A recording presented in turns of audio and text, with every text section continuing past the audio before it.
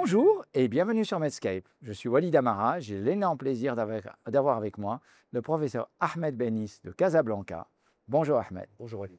Nous sommes à l'ESC, nous allons parler d'insuffisance cardiaque, mais également du rein. Et j'ai beaucoup de chance de t'avoir avec toi. Moi, on m'a toujours appris que le rein est la fenêtre sur le cœur.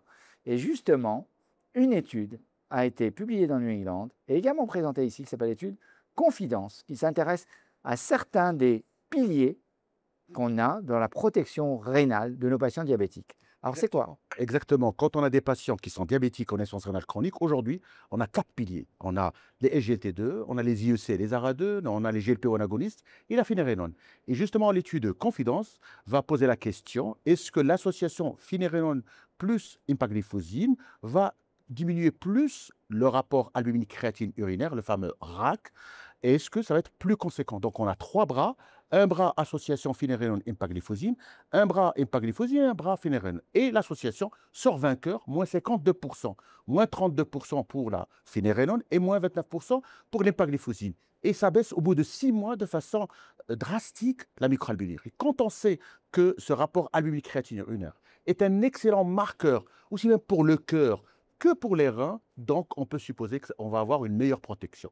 Et ce qui a été présenté ce matin, c'est qu'on va voir quel est l'impact selon la classification CADIGO. Et qu'est-ce qu'on a remarqué? Plus les patients sont graves, c'est-à-dire avec des débits de filtration glomérulaire bas et des rapports des RAC élevés, plus ils bénéficient du traitement avec une safety acceptable vis-à-vis de la calémie et de l'insuffisance rénale aiguë. Et donc aujourd'hui, on a un arsenal thérapeutique de plus en plus conséquent pour pouvoir protéger les reins, parce qu'on ne protège pas uniquement les reins, parce qu'il y a des progresseurs rapides qui vont aller rapidement vers la dialyse, mais on va protéger aussi l'ensemble cardiovasculaire.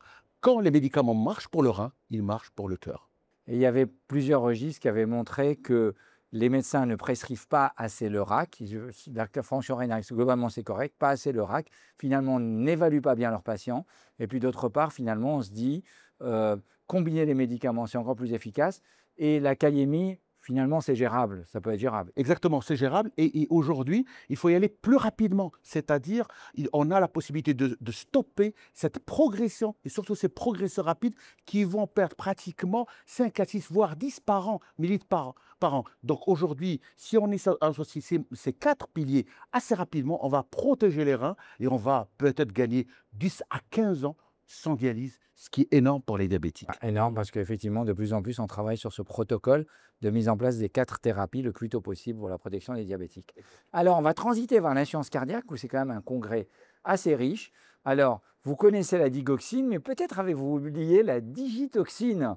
Hein? Quelle est la différence entre la digitoxine et la digoxine? Alors, c'est pratiquement le retour de la momie, hein. C'est une véritable renaissance de la digitoxine qui est en fait un médicament qui va passer plus par le foie, qui est plutôt métabolisé par le foie, alors que la digoxine est plus métabolisée par le rein. Donc, on va la tester chez les malades qui sont en insuffisance cardiaque assez avancée, avec des fractions d'éjection de moins 30%, ou lorsqu'ils ont moins de 40%, ils sont plutôt stade 3-4. Et le résultat est positif sur la diminution de la mortalité, morbidité cardiovasculaire, avec un peu plus de risque, en particulier d'arythmie, de tachycardie, mais ça marche, c'est un peu modeste, le P de 0,03. Il faut rappeler qu'on s'adresse ici à des malades sévères, des malades qui sont déjà sous thérapie bien en place. 90% de bêta-bloquants, 80% d'IOC d'ARA2, on a pratiquement 60% qui ont un défibrillateur, 20% qui ont une resynchronisation et à peu près 30% qui ont un EGLT2. Donc, c'est des patients bien traités. Et peut-être que la digitoxine pourrait représenter une alternative en 5e roue, on va dire, et ça pourrait aider un certain nombre de patients. Mais bien sûr, méfiance, il faut bien surveiller ces patients lorsque les fractions d'éjection deviennent un peu plus basses. L'avantage avec la digitoxine, c'est que ça ne passe pas par le rein. Donc, on a moins de problèmes rénaux et plus de stabilité chez les malades qui ont une insuffisance rénale.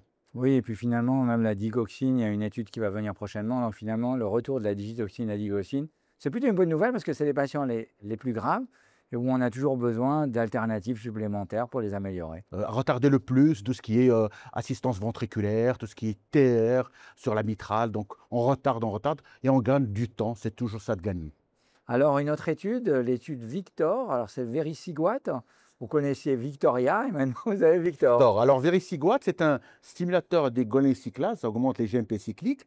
Alors, il était déjà testé dans l'étude Victoria dans l'insuffisance cardiaque sévère, worsening heart failure. Et donc, c'est ressorti positif, 10% de diminution avec un P de 0,02. Maintenant, on va le tester chez les malades stables. Et ce qui est un peu intriguant, c'est que l'étude ne sort pas positive. Pourquoi? Parce que ça ne diminue pas les hospitalisations, mais ça diminue la mortalité cardiovasculaire. Et lorsqu'on associe les deux, Victor et Victoria, on a une diminution de la mortalité cardiovasculaire et des hospitalisations. Alors, les investigateurs proposent un cinquième pilier, le Vericiguat, comme cinquième pilier après les 4 piliers que nous connaissons. Alors maintenant, on va attendre les différentes associations, comment les sociétés savantes, comment ils vont positionner et quelle place il va prendre. Normalement, c'est du 2A. Mhm.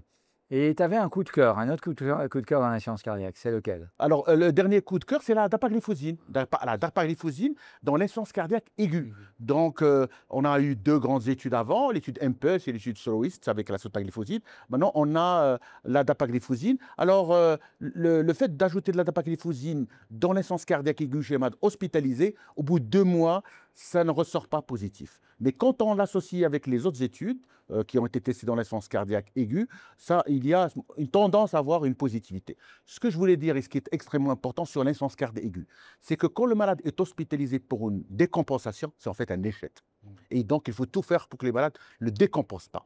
Deuxième chose, quand un patient, après une décompensation, ne sort pas avec un traitement, 75% des chances qu'au bout d'une année, il ne sort pas avec ce traitement, il n'aura plus ce traitement. Donc c'est pour ça qu'il faudrait insister sur le fait que la décompensation, la sortie, est un excellent moyen, le moyen le plus important pour mettre des malades de façon, les 4, et assez rapidement, et de façon intense, comme Strong l'a montré. Strong a été fait sans SGLT2. Je pense qu'on peut ajouter les SGLT2 avec un profil de sécurité assez intéressant. Et aujourd'hui, il faudrait rapidement sauver les patients parce que ce qui tue les patients, c'est le premier mois à cette phase extrêmement vulnérable où il y a des réhospitalisations assez élevées et une mortalité assez élevée. On sait très bien qu'il y a une latence thérapeutique, on sait très bien que finalement, comme tu l'as dit, quand on sort de l'hôpital, c'est peu probable qu'un médecin généraliste prenne l'initiative de le mettre. Il y a des délais d'attente partout pour voir des cardiologues.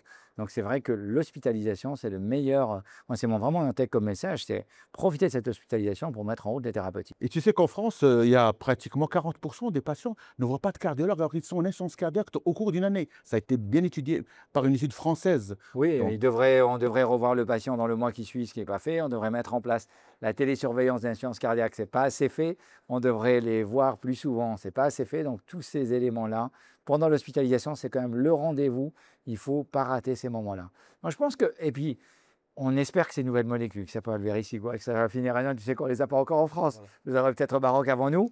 Donc voilà, on espère qu'elles seront remboursées. maintenant, il est recommandé dans l'insuffisance cardiaque à fonction systolique préservée. Donc, il fait partie des piliers avec les GLT2. C'est aussi une bonne avancée. Alors, tu sais qu'il y a quelques années, on n'avait rien pour l'insuffisance cardiaque à fonction systolique préservée. On a aussi les GLP-1 agonistes aussi sur l'obésité et l'insuffisance cardiaque. Donc, on a aujourd'hui des piliers, des traitements pour sauver des patients. Ahmed, c'était un énorme plaisir d'être avec toi ici aujourd'hui. Merci à tous de nous avoir suivis et à très bientôt.